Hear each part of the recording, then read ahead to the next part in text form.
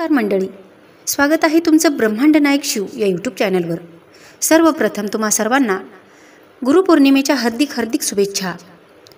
आजच्या व्हिडिओमध्ये आपण बघणार आहोत गुरु म्हणजे गुह्य रूप। सद्गुरूंची प्राप्ती झाल्यानंतर गुरुसेवा कशी करायची, गुरु कोणाला करायचे, आपल्याला जर आध्यात्मिक ज्ञान मिळावे असे वाटत असेल तर सद्भावाने सद्गुरू चरणाची सेवा कशी करावी, जेव्हा एखाद्या साधकाला अनुग्रह मिळाला तर त्याच्या जीवनात काय बदल होतात, गुरूंचे सतत नामस्मरण का करावे आणि गुरुचे प्रकार, अशी बरीच माहिती आजच्या व्हिडिओमध्ये आपण बघणार आहोत। त्यापूर्वी चॅनलवर कोणी नवीन असाल तर चॅनलला सबस्क्राईब करा आणि हा व्हिडिओ जास्तीत जास्त लोकांपर्यंत शेअर करा आणि व्हिडिओला लाईक करायला विसरू नका आणि हा व्हिडिओ शेवटपर्यंत नक्कीच बघा।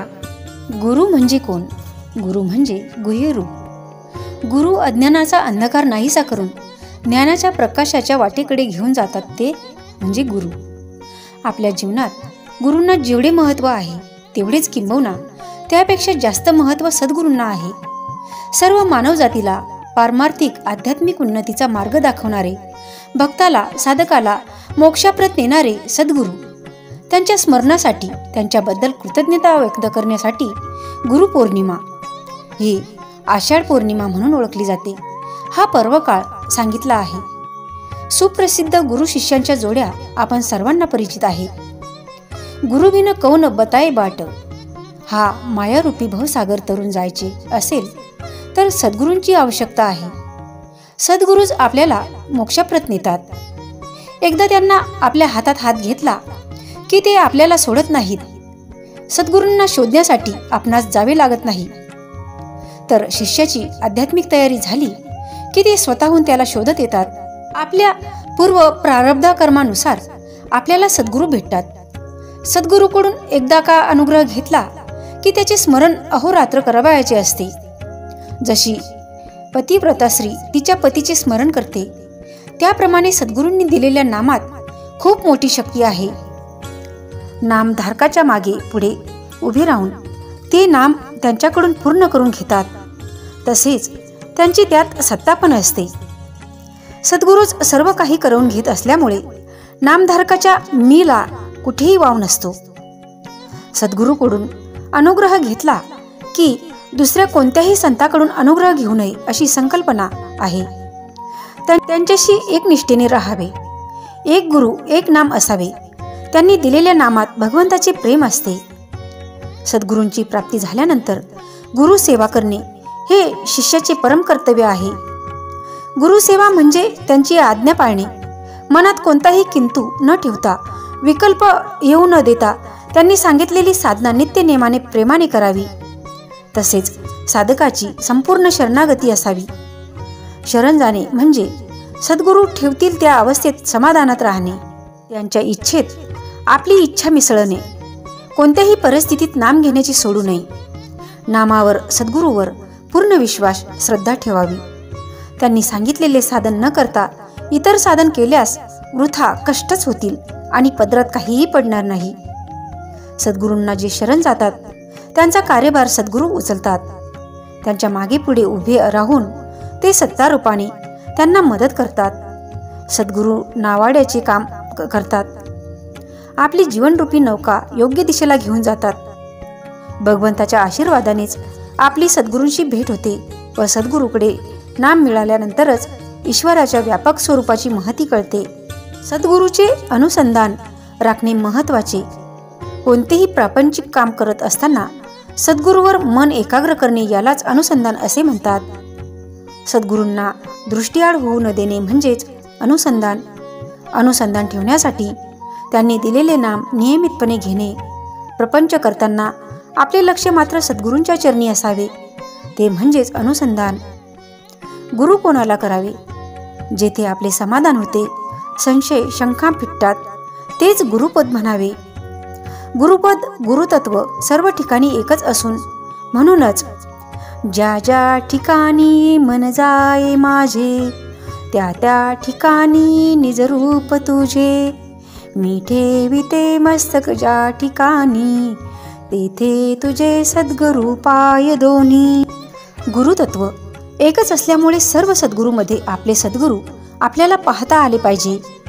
हे सद्गुरू साधकाला समाधानात ठेवून संकटे सहन करण्याची शक्ती देतात. साधकाच्या प्रारब्धात यत्किंचितही बदल फेरफार करत नाही, परंतु तो भोग सोयीने भोगण्याची तरतूद मात्र निश्चितपणे करतात. भोगाची तीव्रता कमी करतात.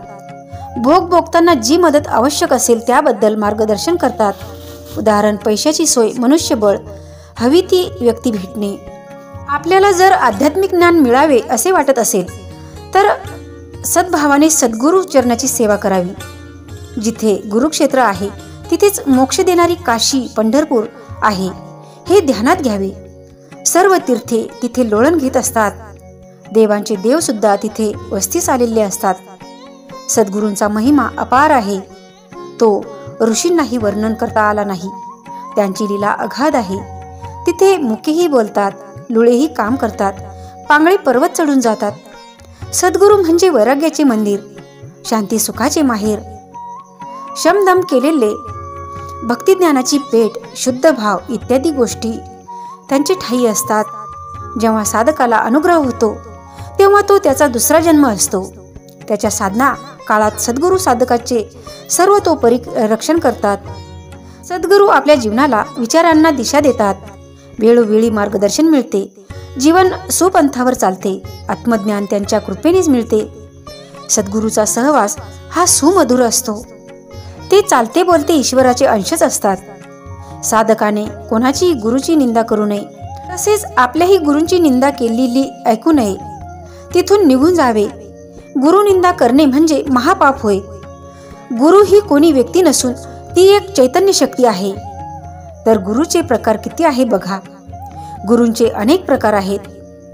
पृच्छक गुरु, चंदन गुरु, अनुग्रह गुरु, कर्मगुरु, विचार गुरु, वात्सल्य गुरु आणि स्पर्श गुरु. एकदा कैलास पर्वतावर भगवान शंकर व भवानी पार्वती माता पारमार्थिक गप्पा करत बसले असता पार्वती मातेने श्री भगवान शंकरांना सर्व जनांच्या उद्धाराविषयी प्रश्न विचारला. कोणत्या मार्गाने गेले असता सामान्य जनांचा उद्धार होईल? त्यावेळी भगवान शंकराने श्री गुरुगीतेची महती सांगितली. श्री गुरूंचे सतत स्मरण, गुरूंनी दिलेल्या नामाचा सदा सर्व काळ जप, त्यांची आज्ञा प्रमाण मानून त्याप्रमाणे मनापासून आचरण करणे, काया वाचा मने, स्वेने वित्ते प्राणे त्यांची सेवा होणे आवश्यक आहे. एखाद्या वेळेस श्री भगवान शंकर क्रोधित झाले तर गुरु सांभाळून घेतात, परंतु गुरु क्रोधित झाले तर शंकर सांभाळून घेत नाहीत. तेव्हा श्री गुरूंना शरण जाणे महत्वाचे आहे. श्री गुरु दयेचे सागर, शांतीचा महामेरू, क्षमा या तिन्हीची वस्ती त्यांची ठाई असते. भुक्तिमुक्ती देणारे त्रिकाल ध्यानास बसल्यास त्यांचे स्मरण, पूजेस श्री गुरुचरण, मंत्र त्यांनी दिलेले नाम एवढे झाल्यास श्री गुरूंची कृपा होऊन साधक मोक्षाप्रत जातात. तेव्हा श्री गुरूंचेच भजन, चिंतन, स्मरण, नमन करावे. मित्रांनो, ही माहिती तुम्हाला कशी वाटली कमेंटमध्ये नक्की सांगा. आणि चॅनलवर कुणी नवीन असाल तर चॅनलला सबस्क्राईब करा. हा व्हिडिओ जास्तीत जास्त लोकांपर्यंत शेअर करा. व्हिडिओला लाईक करायला विसरू नका. शेवटपर्यंत हा व्हिडिओ बघण्यासाठी धन्यवाद.